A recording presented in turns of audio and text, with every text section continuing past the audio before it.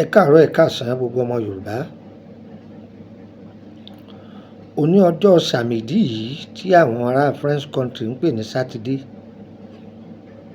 Òní yóò sàn wá o. Fídíò yìí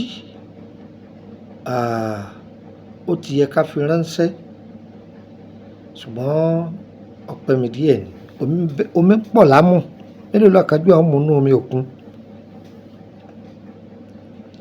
Iṣẹ́ tí mo fẹ́ fi sílẹ̀ yìí ọgbọ́n àtinúdá àwọn Yorùbá ni tó fi jẹ́ pé tí wọ́n bá ń jẹ̀kan lọ́wọ́ omi yóò tún sáré máa dìde pẹ̀lú ọgbọ́n àtinúdá wọn.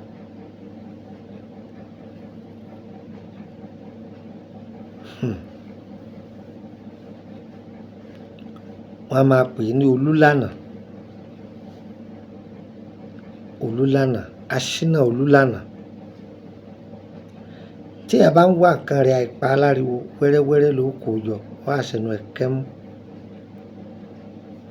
Ọmọ ò ní kú, aya ò ní kú, ìwọ náà ò ní sánkú. Ó rí gbogbo nǹkan rẹ̀ ṣe pẹ̀lú rọrùn. Iṣẹ́ ìwà ni májẹ̀mú o.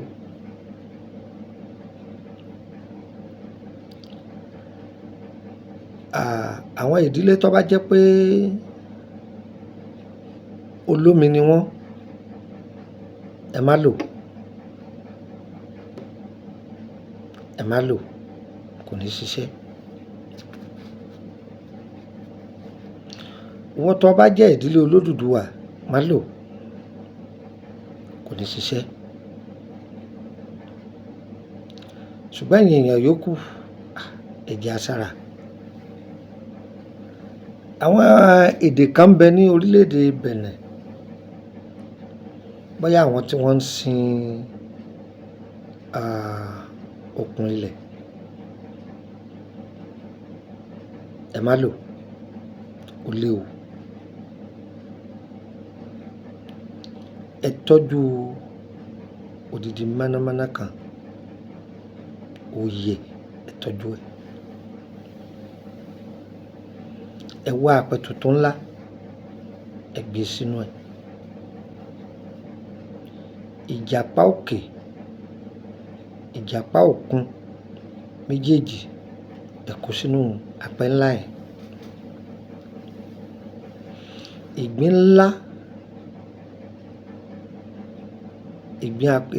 ìgbín ìlákọ̀ ńlá ẹyọ kan ṣó ẹ fi sí.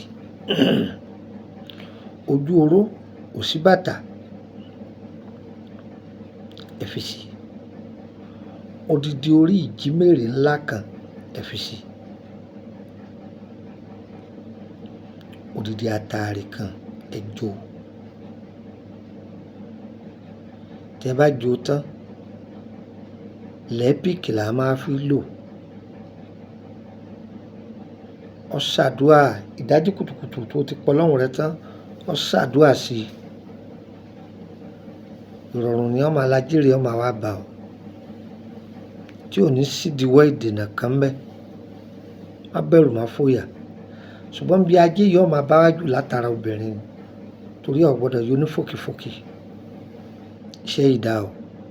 Gbogbo ẹni tẹ́ bá lò yóò bá yín lára mu pẹ̀lú kọ̀ǹdíṣàn kan tí wọn náà bá fi ṣe sàráà fún ogún èèyàn tàbí èèyàn mẹ́wàá tó share rẹ̀ pẹ̀lú wọn yóò dáhùn fún un. Ẹ gbọ́, ṣùgbọ́n tó bá ti share rẹ̀ fọkàn rẹ balẹ̀, ó rí tí ẹ ṣe ń bẹ̀. Orúkọ mi ni Lukman ọmọ Ayédáre bàbá ọgbọ́n ọmọ ọ̀dọ̀ àgbà. Èèyàn 4 ni nọ́mbà mi wà fún. Wọ́n tó fẹ́ béèrè nípa ìrìn àjò ayé rẹ̀. Wọ́n tó fẹ́ ra bóyá ọṣẹ àtúndé, ọṣẹ nǹkan kan àbí ohun táǹtà tó wà nílẹ̀, ó wà fún.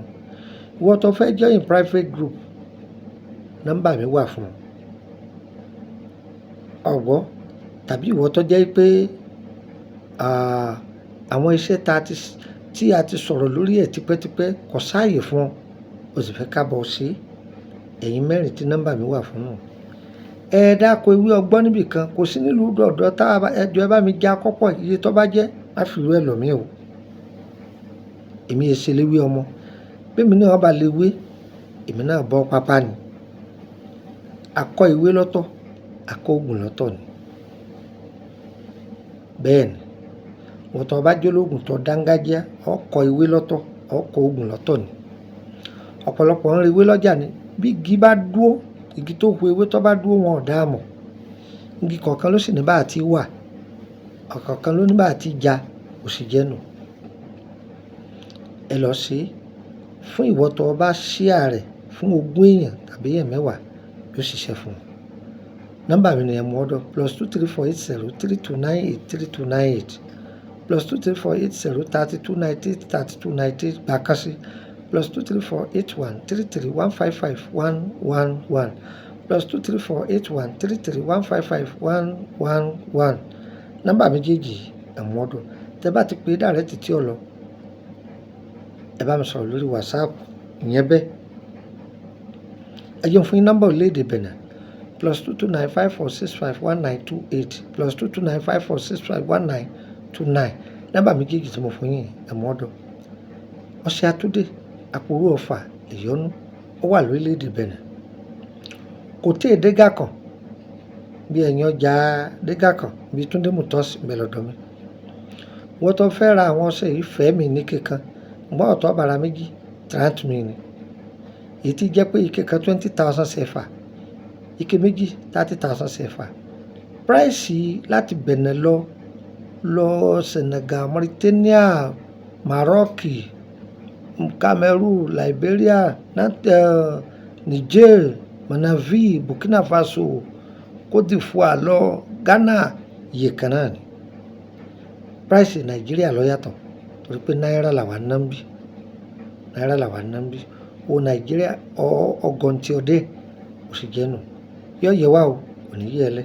N ta fẹ́ ẹni tó bá ní ẹ bá òun fi ké mẹ́ta lẹ́ẹ̀ fi mẹ́rin lẹ́ ẹ má dà wọn lóhùn o, òpùrọ́ ni wọ́n. Ẹni bá wọn kó wọn ra kó sanwó, tó bá ti sanwó á bá fi lẹ̀ kò sì jẹ́ nù.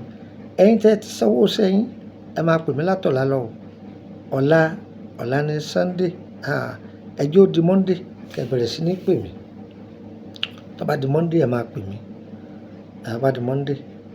mí. Ṣùgbọ́n Tuesday tí n bá ní kẹ́ wá mi ò ní sí ní máa jáde. Tó bá ti dijọ́ Mercredi tí ṣe Wednesday ẹ máa gbàṣẹ yín lọ́wọ́ mi kò sì jẹ́ ni. Yóò yẹ wá kò ní yẹ ẹ lẹ́ o. Ẹ̀yin àmì ní Togo gbogbo lọ tẹ́ fẹ́ gbàṣẹ yín lórílẹ̀-èdè Benin Gabon. Tí n bá ti dé Benin nígbà bí rí ọ̀sẹ̀ kan àbọ̀ sí mo ti wà lórílẹ̀-èdè Benin ẹ máa gbàṣẹ yín. Yóò bá wa lára mu o. Ẹ máa pín àwọn iṣẹ́ tá a bá fún yín. Wọ́n tó bá fẹ́ join private group sẹ́mi ní tẹ́lẹ̀ tí ṣe àpò 5 CFA 5,000 CFA tí ṣe 5,000 naira Nàìjíríà. Nísìn ó ti di dìímì tí ṣe 10,000 CFA tí ṣe 10,000 Nàìjíríà kò sì jẹ́ nìyẹn. N ta fẹ́ Ọlọ́run ó ṣe ìtafẹ́ Ọlọ́run kò lè jìnnà sí wa. Tó ẹ̀yin ní máa bá èmi náà lẹ́ẹ̀ máa rí o. Tó ayé ò ní fi kú wọ́n yin wa báyìí o. A ó máa bẹ ọ̀bẹ níbẹ̀ so àtẹ́lẹsẹ̀ wọ́n á sì máa rìnà pẹ́pẹ́pẹ́pẹ́pẹ́. Ikú tó yáwọ́ kò ní pa wá o. Ire o, ire kàbìtì nílé gbogbo wa.